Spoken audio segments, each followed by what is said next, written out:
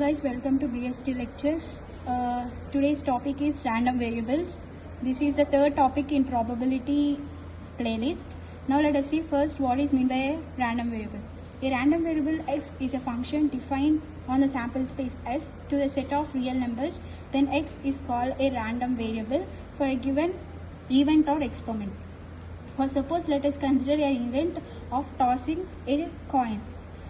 There are two outcomes, head or tail. This is the sample space for that event, right? Let us consider x a function which defines this probability. For suppose x is let us consider getting a head, so the probability is 1/2, right? So now that x is some variable which we call it as random variable. Now we are having two types of random variables. Those are discrete and continuous random variable. Now let us see about discrete random variable. Now let us see about discrete random variables. A random variable x is said to be discrete if the range of x is countable. This is a very important point to be noted. The x must be countable, right? Let us understand discrete random variable using an example. First example is weight of a student. Consider the weight of a student is 48 or 48.5 or 48.9 or 70 or 75.6, like that. These all are countable, right? Let us think these x values. So these all are countable. So the x value is countable. So this can be considered as discrete random variable. Next, consider the number of defective bulbs in a box. Consider a box which contains 10 bulbs, which is countable, right? 2 bulbs are defective, 8 are correct ones. So 2 bulbs are defective, we can count it. So the function x is countable. So we can consider this as discrete random variable. In next, we'll learn about continuous random variable. Before going to learn about continuous random variable, let us learn statistical parameters of discrete random variable x. We know what is meant by statistical parameters.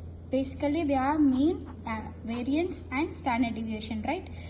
Here the mean is denoted with mu and standard deviation is denoted with sigma and variance is denoted with sigma square.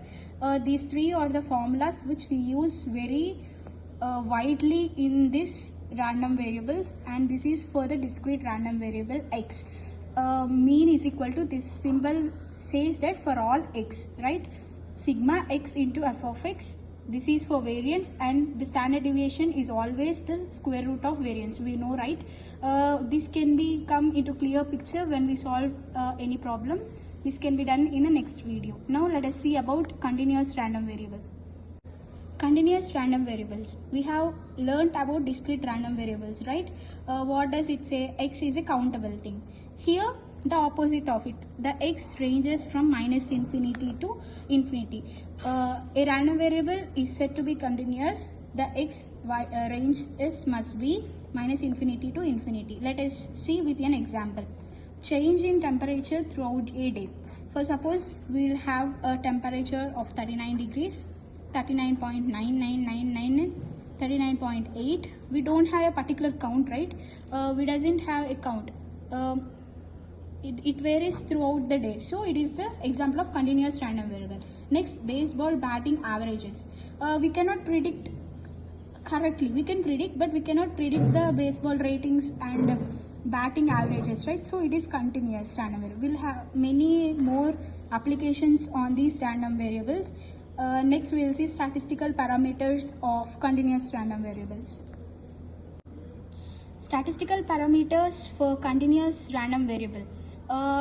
We know mean, variance and standard deviation are the statistical parameters which we use for the continuous random variable, and these inside formulas are same for the discrete and continuous, whereas we use summation for the discrete and we use integration for the continuous.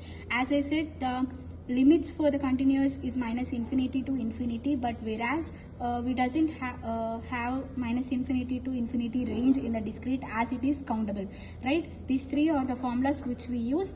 As usual, variance, standard deviation is the root of the variance. We will see these formulas using a sum in the next videos. Now let us see what is a probability function and their types. Probability function. A function f of x is called a probability function if f of x is equal to p of x is equal to x. This is the main important thing.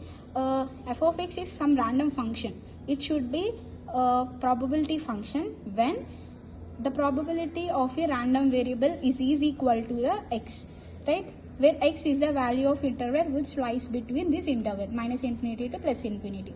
We are having two types of functions. One is mass and another one is density in probability functions, right? Now let us see about the mass function. Probability mass function or distributive function for the random variables. Here we are having two random variables, right? So we are having two probability functions. One is probability mass and one is probability density. Probability mass is used for the discrete random variables. Let x be a discrete random variable if the probability function f of x satisfying the following conditions. The conditions I will show in the next page. If these three conditions are followed, then the x discrete random variable satisfies the probability function f of x. As I said, three conditions are very required to say a function as a probability mass function. These three, the first thing is the the probability always greater than 0 and the summation of all probabilities always equal to 1, greater than or equal to 0, and this is the condition which we seen for the probability function, right? These three are the conditions which are mandatory that a function is a probability mass function. Now let us see about probability density function for continuous random variable. As we seen three conditions for the mass function, these are the three conditions which are followed for the probability density function, right? This probability density function is for the continuous random variable. Okay, as usual, the probability must be greater than or equal to 0. And next, as continuous random variable always follows the integration of all the things is equal to 1, and p of a less than x less than b is equal to a to b integration, and the function must be integrated here.